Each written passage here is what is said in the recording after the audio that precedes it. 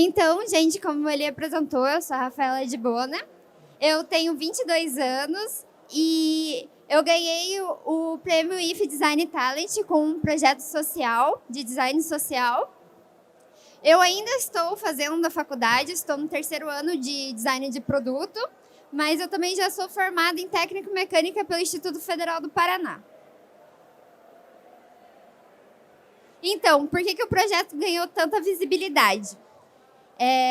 O IF Design Talent, ele é um prêmio mundial, é um prêmio alemão que tem reconhecimento mundial em design. Ele é um dos maiores prêmios de design, assim, é o mais reconhecido. Se o seu projeto ganha esse prêmio, é como se ele ganhasse um selo de qualidade, falando, esse design é bom, vamos dizer assim. Foram 9.000 projetos inscritos e desses 9.000, apenas 13 eram projetos brasileiros. 91 projetos foram selecionados e deles, um apenas era brasileiro, que foi o Projeto Maria.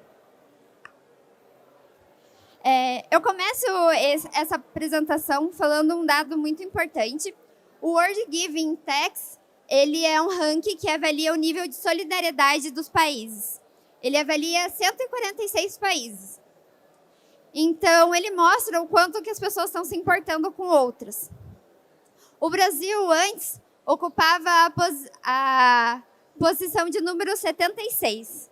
E, em 2018, ele foi parar na posição 122. Então, vocês imaginam como está a situação aqui no país. Para fazer o projeto, ele foi um trabalho de um curso que eu fiz, foi o trabalho final, um TCC, e a gente tinha como tema escolher uma das ODS, que são os Objetivos de Desenvolvimento Sustentável, proposto pela ONU, que são metas para a gente atingir até 2030. Eu escolhi a número 1, que foi acabar com a pobreza em todas as suas formas, em todos os lugares. E eu comecei a procurar isso na cidade onde eu vivo. Eu sou curitibana e comecei a procurar a pobreza lá na minha cidade.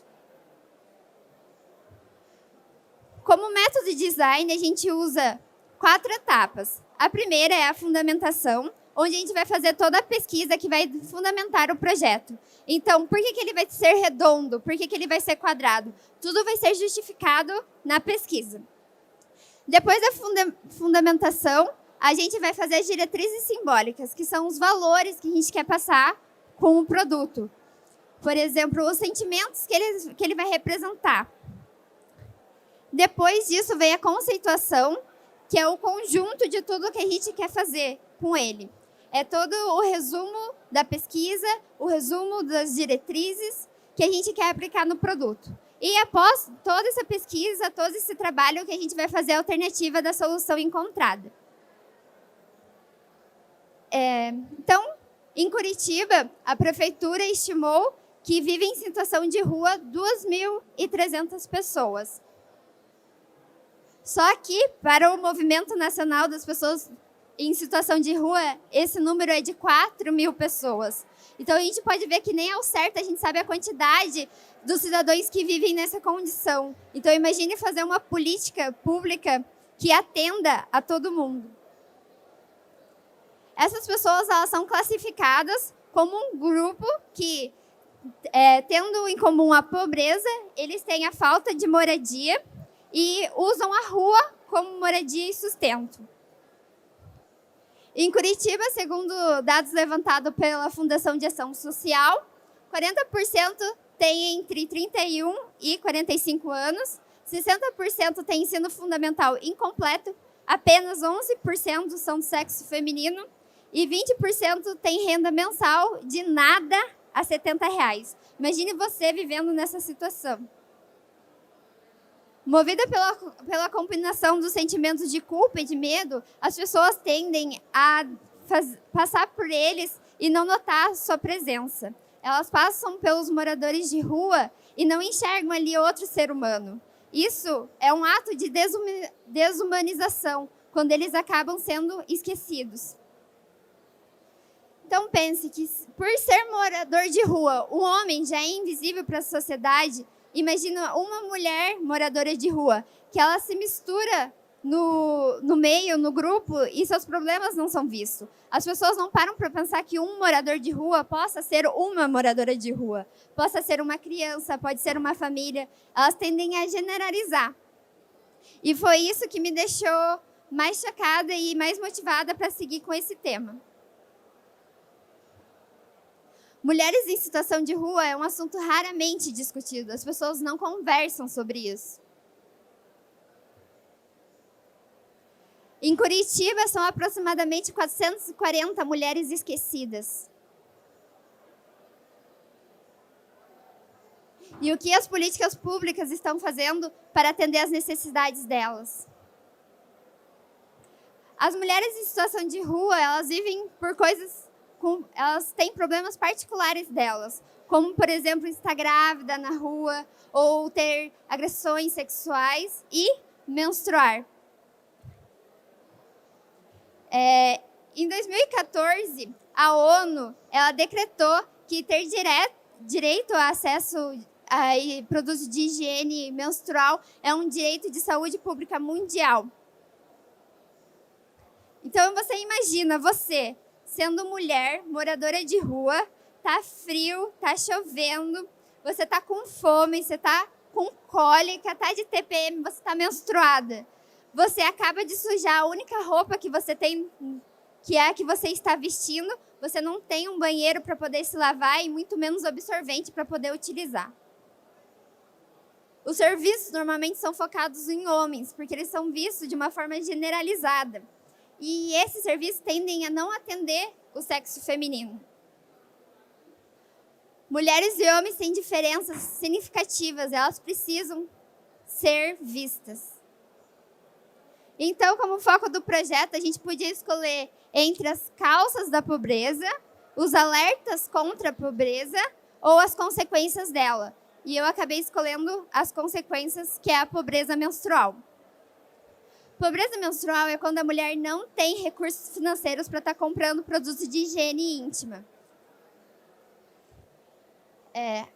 A mulher, ela faz uso de 10 mil absorventes a 15 mil absorventes durante toda a vida dela. As mulheres passam, em média, 3 mil dias da sua vida menstruando. Portanto, menstruar pode sair muito caro. O imposto cobrado sobre o produto aqui no Brasil pode chegar a 25% do valor total. Então, você imagina, para uma mulher que tem que escolher entre comprar comida e comprar absorvente, o tanto que ela sofre. Se a gente distribui camisinhas de graça, por que não distribuir absorventes? Agora eu vou falar um pouco sobre as diretrizes simbólicas. A primeira vai ser resiliência. Essas mulheres, além de tudo que elas têm que enfrentar na rua, elas também têm que lidar com isso menstruadas. Elas precisam ter a resiliência necessária, que é se adaptar a todas essas adversidades. A alteridade. Alteridade significa você ver que o outro tem diferença de você e saber que ele precisa de coisas diferentes de você. É conhecer o que o outro precisa, a diferença do outro. É compreender a diferença do outro e aprender com a diferença do outro. A situação das mulheres de rua, elas precisam ser levadas a discursos e ser discutida. Compartilhamento. Compartilhar significa doar-se ao outro sem egoísmo. É dar de si para o outro. Se a gente já compartilha tanto nas redes sociais, imagine como maravilhoso seria trazer isso para o mundo real. Agora a gente vai para a conceituação. A ideia, então, foi desenvolver um absorvente que ele se adaptasse às situações das mulheres em situação de rua. Esse absorvente, ele não poderia ser reutilizável. Eu imaginei, por que não um absorvente de pano ou um coletor menstrual? Mas elas não têm acesso à água limpa, elas não têm onde fazer a higienização. E além disso, no caso do coletor, elas não teriam nem aonde estar descartando o sangue. Você acha que alguém ia deixar ela entrar no shopping, por exemplo, para descartar o sangue coletado? Não iam. E outro problema também encontrado foi que muitas delas nem sequer possuem roupas íntimas.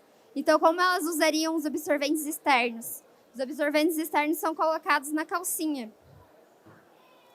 A medida, então, foi reinventar o absorvente interno, de forma que ele fosse prático, higiênico e universal. Procurando mais sobre soluções e materiais, porque além de ser um projeto social, eu queria que ele fosse um projeto sustentável, e já que ele não poderia ser reutilizável, ele que fosse de um material biodegradável, eu achei uma empresa que está fazendo absorvente de fibra de banana lá na Índia, que é um país que tem alto índice de pobreza menstrual, que além da renda, lá também impacta muito a cultura. A mulher tem que pedir dinheiro para o marido para estar comprando esses produtos. Então eu pensei, por que não trazer a fibra de banana aqui para o Brasil? É bem viável. O absorvente interno, então, ele viria de uma maneira que ele pudesse ser padronizado em diversos tamanhos. A mulher, de acordo com o seu fluxo menstrual, poderia personalizar ele para estar usando. Além disso, o absorvente ele vai ter o formato que remete ao útero da mulher, que em sequência mostra toda a força que juntas temos. Agora eu mostro o esboço. Esse foi o projeto Maria. Ele é parecido com um rolo de papel higiênico, porque alguns abrigos distribuem o absorvente, só que como a maioria das pessoas em população de rua são homens, esses abrigos estão tomados por homens. Tem muito homem nesses abrigos. E elas acabam tendo vergonha de estar pedindo absorvente. Ainda mais que, às vezes, quem está distribuindo esse material é um homem. Então, eu fiz ele parecido com um papel higiênico, porque papel higiênico todo mundo usa. Além disso, ele veio em formato de fita, onde a usuária ela ia destacar a quantidade necessária. Assim, se o fluxo está vindo maior, ela vai destacar uma quantidade maior do absorvente. Se o fluxo está vindo menor, ela vai destacar uma quantidade menor da fita absorvente.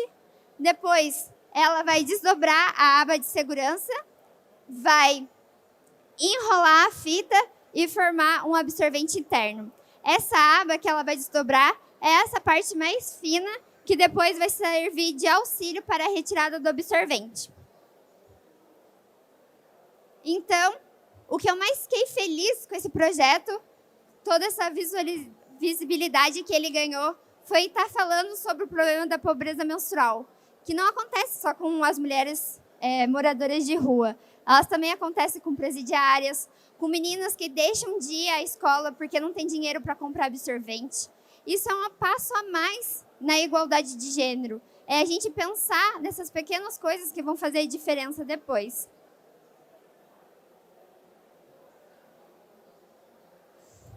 Porque a higiene menstrual é um direito e não um privilégio. E esse é o Maria, para tirar do anonimato todas essas mulheres. Obrigada.